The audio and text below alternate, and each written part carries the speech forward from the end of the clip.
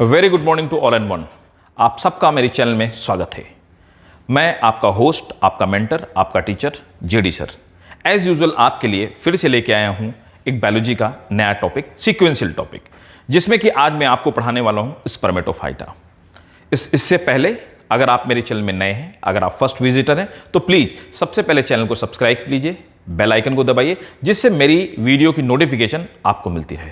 और इससे पहले मैं आपसे रिक्वेस्ट करूंगा, डिस्क्रिप्शन बॉक्स में जाइए, पुराने वीडियो देखिए and you will get it that free of cost.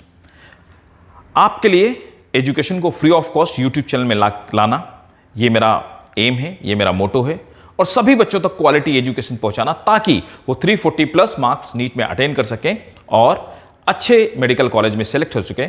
इस स्पिरिट के साथ में आज का वीडियो स्टार्ट करते हैं। तो आइए स्टार्ट करते हैं स्पर्मेटोफाइटा के बारे में।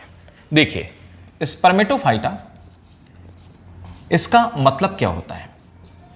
Spermatophyta, spermo means seed and phyta means plant. तो स्पर्मेटोफाइटा उनको बोलते हैं जिन प्लांट में सीड पाए जाते हैं, सीड बियरिंग प्लांट। तो आप देखिए सीड बियरिंग प्लांट में कौन कौन आते हैं। हमने ट्रैकियोफाइटा में 3 प्लांट पढ़े। ट्रैकियोफाइटा जिनमें ट्रैकिया डेवलप, ये एवोल्यूशन का एक सीक्वेंस है। सबसे पहले आते हैं एल्गी, जिनमें लीफ, स्टेम और रूट का स्ट्रक्चर नहीं बनता है। उसके बाद ब्रायोफाइटा आते हैं। ब्रायोफाइटा में रूट जैसे स्ट्रक्चर राइजोइड्स बनते हैं, लीफ जैसे स्ट्रक्चर स्केल बनते हैं, और स्टेम जैसी कोई चीज उसमें नहीं दिखाई देती। इसके बाद टेरिडोफाइटा आते हैं, जिनमें प्रॉपरली लीव्स, स्टेम और रूट का फॉर्मेशन हो जाता है। उनमें वैस्कुलर बंडल डेवलप हो जाते हैं, जाइलम और फ्लोएम, लेकिन वो सीड नहीं दे सकते, उनमें सीड नहीं होते, they are not seed bearing plant. उसके बाद अब आते हैं जिम्नोस्पर्म और एंजियोस्पर्म। जिम्नोस्पर्म और एंजियोस्पर्म, इनमें जाइलम फ्लोएम भी पाई जाती है, मतलब वैस्कुलर बंडल पाए जाते हैं। आपके लीव्स, स्टेम और रूट में प्लांट डिवाइडेड होता है, और साथ में अगर मैं ये कहूं कि इनमें सीड भी पाए जाते हैं, इसीलिए हम इन दोनों को स्पर्मेटोफाइटा में रखते हैं। स्पर्मेटोफाइटा में हम जिन प्लांट्स को रखते हैं वो दोनों प्लांट हैं, मींस सीड बियरिंग प्लांट्स की अगर मैं बात करूं तो सीड बियरिंग प्लांट में आप जिम्नोस्पर्म्स को रखते हैं। हम डिटेल में पढ़ेंगे कि जिम्नोस्पर्म क्या होते हैं, और हम एंजियोस्पर्म्स को रखते हैं। जिम्नोस्पर्म और एंजियोस्पर्म, एंजियो मीन्स होता है naked, sperm means seed, as usual जैसे मैंने अभी बताया। एंजियो मीन्स होता है कवर्ड और स्पर्म मीन्स सीड, ठीक है। जिम्नो मीन्स होता है नेकेड और स्पर्म मीन्स सीड। तो ऐसे प्लांट, इन दोनों में सिर्फ एक डिफरेंस है, यहां पर जो सीड होते हैं ये फ्रूट बॉडी के अंदर कवर्ड होते हैं, कई सारे कवरिंग पाई जाती है, उसके अंदर सीड कवर्ड होता है, यहां पर सीड नेकेड होता है। लेकिन हम दोनों में सीड पाए जाने की वजह से दोनों को हम सीड बियरिंग प्लांट में रखते हैं। और आइए देखते हैं इनके स्पेसिफिक फीचर क्या होते हैं। इनमें सबसे खास बात यह होती है कि अभी तक हमने पढ़ा कि पिछले क्लासेस में कि गैमेटोफाइट और स्पोरोफाइट 2 तरह की बॉडीज पाई जाती हैं। मॉसस में भी आपने देखा कि 2 तरह की बॉडीज पाई जाती हैं। यहां पर जो मेन बॉडी होती है, अब नेक्स्ट फीचर की अगर मैं बात करूं, so main body is sporophyte body, sporophyte. तो यहां पर जो प्लांट हमें दिखाई देते हैं फिजिकली, जिनमें लीव्स होते हैं, स्टेम होते हैं और बड़े बड़े होते हैं, वो सब स्पोरोफिटिक बॉडी होती हैं। स्पोरोफिटिक बॉडी होने के बाद इनमें 2 तरह के स्पोर्स पाए जाते हैं। अब देखिए, होता यह है स्पोरोफाइट आपका एक डिप्लॉयड प्लांट है, 2 एंड प्लांट है। इसमें इसी स्पोरोफाइट के ऊपर कुछ गैमेटोफिटिक बॉडीज का फॉर्मेशन होता है। तो इन्हीं स्पोरोफाइट बॉडी के अंदर कुछ ऐसे स्ट्रक्चर्स पाए जाते हैं जिनके अंदर मियोस्पोर्स बनते हैं। मियोस्पोर्स क्या होते हैं? रिडक्शन डिवीजन के बाद, मतलब कि मियोसिस के बाद हैप्लॉइड बॉडीज जो बनती हैं उनको हम मियोस्पोर्स बोलते हैं। तो मियोस्पोर याद रखिएगा, मियो और माइटोस्पोर में यही डिफरेंस है। मियोस्पोर हमेशा हैप्लॉइड होते हैं क्योंकि ये मियोसिस या रिडक्शन डिवीजन से बनते हैं। माइटोस्पोर मायोसिस से बनते हैं और ये हमेशा डिप्लॉइड बॉडी होती हैं। तो मियोस्पोर्स का फॉर्मेशन होता है। और मियोस्पोर यहां पर कैसे होते हैं? यहां पर हम ये कहते हैं कि 2 तरह के पाए जाते हैं, इसीलिए इनमें हेट्रोस्पोरी पाई जाती है। हेट्रोस्पोरी मीन्स इस स्पोरोफाइट के ऊपर 2 अलग अलग तरह के स्पोर्स का फॉर्मेशन होता है। अब हेट्रोस्पोरी मतलब 2 अलग अलग तरह के स्पोर। तो ये कौन से स्पोर हैं? इन दोनों ही स्पोर को आप मियोस्पोर बोलेंगे। मियोस्पोर 2 तरह के हो सकते हैं, इसीलिए इनको हम हेट्रोस्पोर्स बोलते हैं, डिफरेंट स्पोर्स। और एक स्पोर्स होते हैं जिन्हें हम माइक्रोस्पोर बोलते हैं। माइक्रोस्पोर, माइक्रो मीन्स होता है स्मॉल और स्पोर मीन्स स्पोर, तो माइक्रो मीन्स छोटा होता है। तो देखिए मेल गैमीट्स को हम माइक्रोस्पोर बोलते हैं, दे आर मेल गैमीट, तो मेल गैमीट को हम माइक्रोस्पोर बोलते हैं। और दूसरे होते हैं हमारे मेगास्पोर।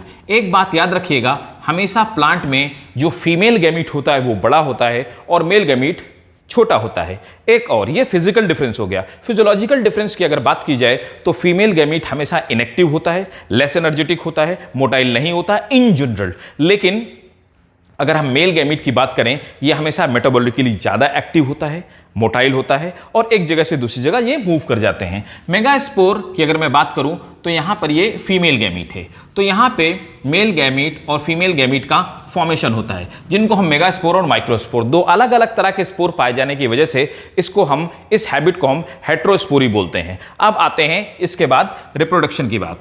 इनमें जब रिप्रोडक्शन होता है तो मेल गैमीट मोटाइल होते हैं, ये जाते हैं किसी दूसरे मीडियम तक।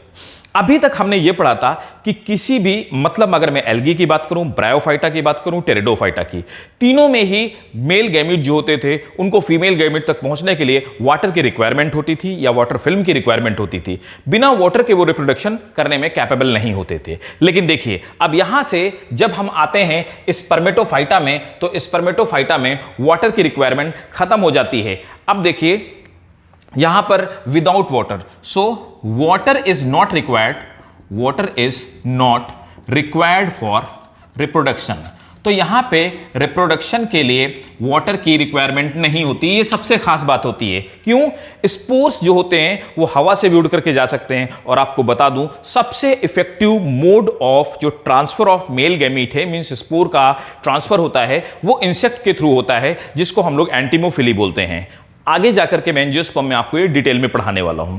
देखिए तो यहां वाटर फिल्म की रिक्वायरमेंट नहीं होती है। वो अब क्या होता है, यहां पर जो आपका मेल गैमीट होता है और जो फीमेल गैमीट होता है, तो मेल और फीमेल गैमीट में मेल गैमीट मूव करके जाता है एयर के थ्रू, इंसेक्ट के थ्रू, किसी भी के भी थ्रू जाता है और जाने के बाद जाइगोट का फॉर्मेशन होता है। तो जाइगोट बनता है, मतलब यहां पर 2n बॉडी का फॉर्मेशन होता है। माइक्रोस्पोर हैप्लॉइड होता है, मेगास्पोर भी हैप्लॉइड होता है, क्योंकि दोनों ही क्या है, म्यूस्पोर हैं, राइट। तो जाइगोट का फॉर्मेशन होता है। जाइगोट इसके बाद डिवाइड करके एम्ब्रियो को फॉर्म करता है। लेकिन यहां पे अगर बात की जाए, एम्ब्रियो में एक सर्टेन एज के बाद या सर्टेन स्टेज के बाद डिवीजन स्टॉप हो जाता है। ये एम्ब्रियो सीड के अंदर ही छुपा हुआ होता है और डोरमेंट कंडीशन में पाया जाता है। मींस इनमें सीड का फॉर्मेशन हो जाता है। एम्ब्रियो कोटिलेडन्स के अंदर बंद हो जाता है, जिसको कि हम सीड कहते हैं। ये सीड क्यों बनते हैं? ये सीड अनफेवरेबल कंडीशन को पास होने के लिए बनते हैं, डोरमेंट स्टेट में पड़े हुए होते हैं। फिर क्या होता है, फेवरेबल कंडीशन आने के बाद ये सीड जर्मिनेट कर जाते हैं और फिर से नए स्पोरोफाइट का फॉर्मेशन करते हैं।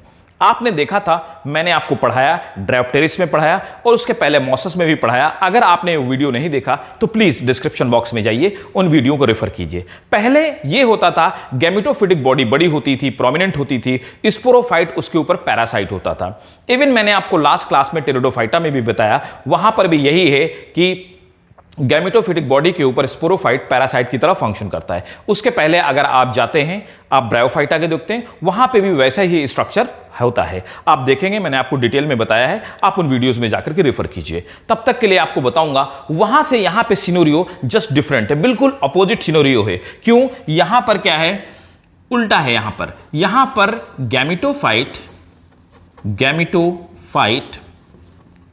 Is parasite on sporophyte. तो यहां पर स्पोरोफाइट जो है वो उससे न्यूट्रिशन लेकर के गैमेटोफाइट अपना काम चला रहा है। पहले वाले में क्या था, that was the sporophyte parasite on gametophyte. यहां पर क्या है, gametophyte is parasite, complete parasite on sporophyte. तो यहां पर इस तरह के रिलेशनशिप आते हैं। अगर मैं आगे की बात करूं तो अब जो आपका राइपेंड ओव्यूल होता है ना, राइपेंड ओव्यूल, ठीक है। राइपेंड ओव्यूल का मतलब क्या हुआ, यहां पर मेगास्पोर की बात की जा रही है। मेगास्पोर एक कवर्ड के अंदर बंद होता है जिसको कि हम ओव्यूल कहते हैं। ये चीजें और क्लियरली डिस्क्राइब की जाएंगी जब मैं आपको जिम्नोस्पर्म और एंजियोस्पर्म के, मेनली जब एंजियोस्पर्म आपको मैं पढ़ा रहा हूंगा। तब तक के लिए आप जान लीजिए कि ओवरी के अंदर ओव्यूल पाया जाता है। तो जब ये मैच्योर हो जाता है, राइपेंड ओव्यूल हो जाता है, राइपेंड ओव्यूल ही सीड की तरह फंक्शन करना स्टार्ट कर देता है और सीड का फॉर्मेशन हो जाता है। इस तरह से स्पर्मेटोफाइटा वो होते हैं जिनके अंदर सीड का फॉर्मेशन हो जाता है। जाइलम और फ्लोएम यहां पे ज्यादा डेवलप हो जाती हैं। हमने जैसे कि आपके साथ डिस्कस किया कि पिछले क्लासेस में, मतलब पिछले जो क्लासेस थे उनमें टेरिडोफाइटा के बारे में बताया, उसमें जाइलम और फ्लोएम डेवलप हो जाता है। लेकिन वहां पे हम एक टर्म यूज करते हैं स्टील, और जाइलम फ्लोएम के पूरे कॉलम को हम स्टीलर सिस्टम कहते हैं। लेकिन यहां पे हम स्टीलर सिस्टम नहीं कहते हैं। यहां पर प्रॉपर वैस्कुलर बंडल का डेवलपमेंट हो जाता है। जाइलम और फ्लोएम ज्यादा डेवलप्ड हो जाती हैं। टिश्यूज वेल डेवलप होने के बाद इनके लिए हम जो टर्म यूज करते हैं, प्रॉपर इन्हें हम वैस्कुलर बंडल टर्म इनके लिए यूज करते हैं। तो ये हमारी इंफॉर्मेशन थी स्पर्मेटोफाइटा के बारे में या जिम्नो और एंजियोस्पर्म्स के बारे में। अगली क्लास में मैं आपको जिम्नोस्पर्म्स के जनरल फीचर और बाकी के चैप्टर्स के बारे में डिस्कशन करते हैं। होप ये आपको वीडियो इंफॉर्मेटिव लगा होगा और आपको डिफरेंट लगा होगा। जैसे कि मेरा वादा है कि सबसे डिटेल स्टडी, सबसे डिटेल कंटेंट मैं आपके लिए लेकर के आने वाला हूं YouTube में, जो कि ये कंटिन्यू सीरीज है। प्लीज आप इसको ज्वाइन कीजिए। अगर आपको मेरा वीडियो इंफॉर्मेटिव लगा हो और अगर आपको लगता हो मैं और मेहनत करूं और इंथुसियास्टिक होकर के इन वीडियोस को बनाऊं, तो प्लीज इसको लाइक कीजिए, शेयर कीजिए, सब्सक्राइब कीजिए, ज्यादा तक लोगों तक इसको पहुंचाइए, जिससे कि ज्यादा से ज्यादा लोग फ्री ऑफ कॉस्ट बेनिफिटेड हो सके। Okay, thank you so much ladies and gentleman, you are watching JD classes of science. Thank you.